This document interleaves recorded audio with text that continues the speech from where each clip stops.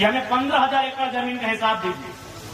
हमारे बाप दादाओं ने आपको 15,000 एकड़ जमीन दिया है, आपने मात्र 3,000 एकड़ में काम किया है, बाकी में हम लैला मजनू के लिए पार्क बनाने जमीन नहीं दिए हैं।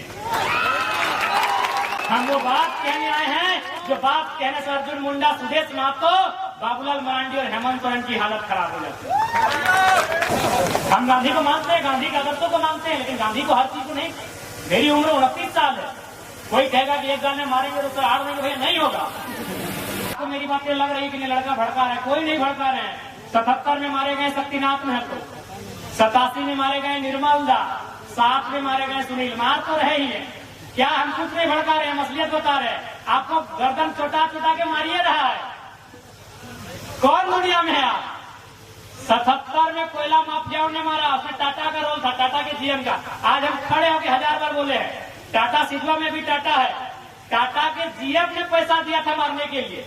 77 में शहीद शक्तिनाथ महतो को मारा गया, गदनदना के गोली मारा गया। 87 आपको मालूम है, निर्मल दास। क्या कारण था? झारखंड का तो मटर था ही, सुवर्ण रेखा नदी बहुउद्देशीय परियोजना, कंपनी का रोल वहां भी था। सुनील महतो को मारा गया, उसमें भी बहुत सारे लोगों ने नया नया तर्क दिया। ठीक है, आप खारिज नहीं कर सकते हैं, लेकिन आपको यह भी मानना होगा कि सुनील दा 1 सप्ताह के अंदर केंद्र में कोयला मंत्री बनते। तो अगर कोयला मंत्री बनते तो पेंट में 1 नंबर माफिया लोग करता कि नहीं करता? हल्के में मत लीजिए। गुरु जी जेल में थे, जेएमएम के सबसे बड़े लीडर होते सुनील महतो, शायद सीएम का फेस भी होते, मुख्यमंत्री का फेस होते सुनील महतो। गुरु जी जेल में थे, मुख्यमंत्री का फेस होते सुनील महतो। आसान नहीं है इस मौत को समझना। 77 में मारे गए, 87 में भी मारे गए और 2007 में भी मारे गए, 27 में भी मारे जाएंगे। आपका मौत रुका नहीं है। आपको जो कह रहा है ना कि लड़का भड़का रहा है, वो अपना रोटी सेक रहा है, हम असलियत बता रहे हैं। 2027 में मारे जाओगे और 47 में मारे जाओगे। लिख लो, लिख लो, 27 में मारे जाओगे, 47 में मारे जाओगे। लेकिन आप अगर मारे जाते हो, आंसू मत बहाना, काउंटर करना। अगर काउंटर करने का हिम्मत है तो तैयार रहना। आप अगर मारे जाओगे तो काउंटर करना। आप अगर मारे जाओगे तो बेईमानों के साथ, शैतानों के साथ, कोयला माफिया, भू माफिया, बालू माफिया, पानी माफिया, उन लोगों का काउंटर करना। अगर आप मारे जाते हो तो, और नहीं तो ऐसे समय समय मारे जाओगे, ऐसे मारे जाओगे, ऐसे काटे जाओगे, बेरहमी से मारे जाओगे। क्या मालूम है कि उनकी नजर तुम्हारी जमीन पे है, उनकी नजर तुम्हारे कोयले पे है, उनकी नजर तुम्हारी बालू पे है, उनकी नजर तुम्हारे संसाधन में है। तुम हमेशा मारे जाओगे। हम कोई भड़काने नहीं आए हैं, हम वो बात कहने आए हैं जो बात कहने से चंपा सोरेन की भी हालत खराब हो जाती है। हम वो बात कहने आए हैं जो बात कहने से अर्जुन मुंडा, सुदेश महतो, बाबूलाल मरांडी और हेमंत सोरेन की हालत खराब हो जाती है। कौन मांगा है टाटा से हिसाब? हम टाटा से हिसाब मांगने आए हैं कि हमें 15,000 एकड़ जमीन का हिसाब दीजिए। हमारे बाप दादाओं ने आपको 15,000 एकड़ जमीन दिया है, आपने मात्र 3,000 एकड़ में काम किया है, बाकी में हम लैला मजनू के लिए पार्क बनाने जमीन नहीं दिए हैं। हमने रियल एस्टेट को बेचने के लिए जमीन नहीं दिया है। हमने बांग्लादेश से आए लोगों को और गैर झारखंडियों को बसाने के लिए जमीन नहीं दिया है। हमने कारखाना खोलने के लिए दिया है। पूरे 15,000 एकड़ में काम कीजिए और उस काम का दाम झारखंडी को दीजिए।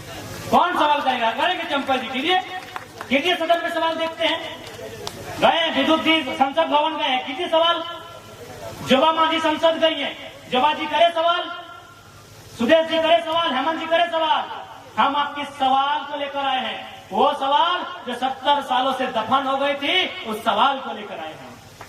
कोई गलत नहीं हमारा सवाल, कोई गलत नहीं हमारा सवाल। हमने रियल एस्टेट बेचने के लिए जमीन नहीं दिया है। बीएसएल बोकारो 33,000 एकड़ जमीन, चारों तरफ खटाल, खटाल भरने के लिए हमने जमीन दिया है क्या? सिंदरी, एफसीआई, पूरा मैदान खाली है। कम से कम 3-4 किलोमीटर तक लंबा मैदान खाली है। जहां हम लोग अधिवेशन किए तब देखेंगे मैदान को, किसका है? झारखंड के लोगों का है। 52 गांव, लगभग 52 गांव उजड़े हैं सिंदरी में, उनका जमीन है। तो चाहे नहीं सवाल होगा, आपकी हैसियत जितना थी उतना जमीन रखिए, नहीं तो वापस कीजिए। तभी हम मानेंगे ये किसानों का देश है, तभी मानेंगे ये महात्मा गांधी का देश है, तभी मानेंगे ये भगत सिंह का देश है। और नहीं तो चिक चिक के कहेंगे ये विलियम ये जनरल डायर का देश है, ये चैंपलिन ना चार्लिन क्या बोलते हैं उनका देश है। जब गांधी के विचारों को मानेंगे तो हम क्यों मानेंगे? केवल अब कंपनी की बात करते हैं। आप हंसते हो, जंगल उजाड़ दिए, हजारों आदिवासी को वहां से विस्थापित कर दिए। आज भी जनरल डायर जिंदा है। आज भी जनरल डायर इन हवाओं में, इन वादियों में सत्ता में भी जिंदा है। जनरल डायर सत्ता में जिंदा है। आप उधम सिंह कब बन रहे हैं, ये तैयारी आपकी है। अच्छा, अभी एक मेडलिस्ट हमारी बहाल हो गई, क्या लगता है इसमें राजनीति नहीं है? मैं ये इस विषय पे हम बात नहीं कर रहे हैं। या तो सोनाथ जीतती या तो रजत जीतती, और किनको तकलीफ थी? जो सत्ता में बैठे हैं। क्यों? तो कुछ दिन पहले वो सत्ता से पिट के गई है, उसका जोरदार नाम होता है। एक एंगल आप इसको तराशिए, वहां पे 1% ही तराशिए, लेकिन इस एंगल को तराशना होगा आपको कि जो 4 को उठा के एक दिन में पटकती है और फाइनल के दिन ड्रॉप आउट हो जाती है। मजाक नहीं है मेरे साथ। एक आप दक्षिण भारत एक फिल्म देखे होंगे, एक मिस यूनिवर्स का कंपटीशन था। जो लड़की जीतने वाली थी उसको बोले हरा दो, उसका जो गुंडा था वो उसको हराइए, उसको हरा दिया गया। तो ये ओलंपिक में भी और खेल में भी सब कुछ हो सकता है। ज्यादा नहीं कहेंगे इसमें। आपको थोड़ा सा एंगल तराशना हो, क्योंकि वो इस देश से पिट के गई थी, इस देश की सड़कों से घिसट के गई थी। और अगर वो ओलंपिक से मेडल लेके आती तो वो बादशाह बन गया। और ये शायद कुछ लोगों को मंजूर नहीं था। अब वो कौन लोग हैं आपको पता। इसलिए ये जो आवाज आई है, ये आवाज गलत नहीं है। थोड़ा तरीका हमारा बोलने का हो सकता है एग्रेसिव। अब 29 साल के हैं तो क्या भाई भगत सिंह की उम्र में गांधी जैसा बात थोड़ी कर पाएंगे। हम गांधी को मानते हैं, गांधी के आदर्शों को मानते हैं, लेकिन गांधी को हर चीज को नहीं। मेरी उम्र 29 साल है। कोई कहेगा कि एक गाने मारेंगे तो हार देंगे, भैया नहीं होगा।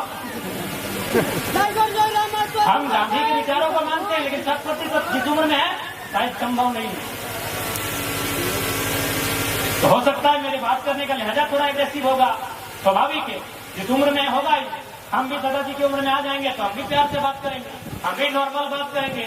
लेकिन अभी मेरा उम्र है और आग्रह करेंगे इस उम्र के इस तूफान को, इस आंधी को रोकिए मत, साथ दीजिए, फिर देखिए होता क्या है।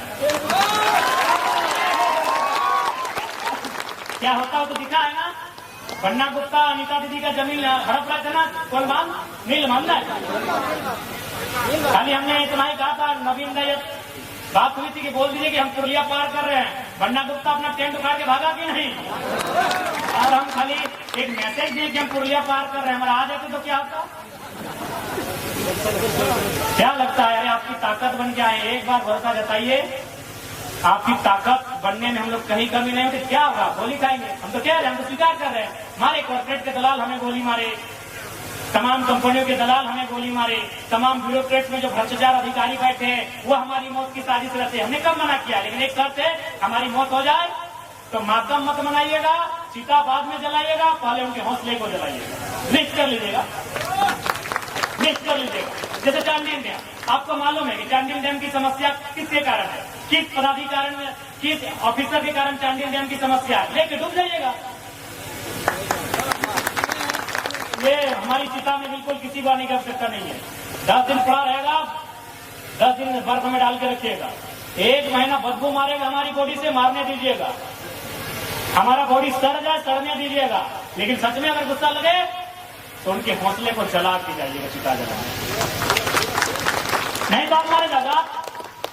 हम नहीं कह रहे, जो भी आपकी आवाज है, हम रहे, चाहे धनंजय मुंडा रहे, चाहे कोई रहे, तरुण महतो रहे, भूपेश महतो रहे, चेतन महतो रहे, या कोई रहे, अनिता हेम्ब्रम रहे, सोनामणि टुड्डू दीदी रहे, सविता दीदी रहे, कोई रहे, जो आपके हक के लिए लड़ रहा है, अगर उसके साथ रतिलाल महतो जैसी वारदात दोहराई जाती है तो याद रखिएगा, चिता बाद में जलाइएगा, पहले उनके हौसले को जलाइएगा, क्योंकि ऐसा अवसर बार बार नहीं आएगा। कोई नहीं। मजबूरी में ये बातें आज हमें कहनी पड़ रही, क्योंकि सीधी अंगुली से घी निकलता हुआ नहीं दिख रहा है।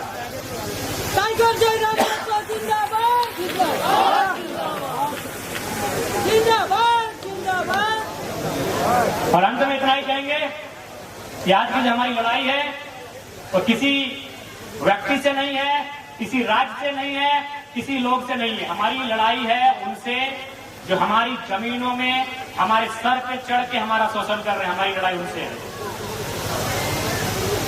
ठीक है, बाकी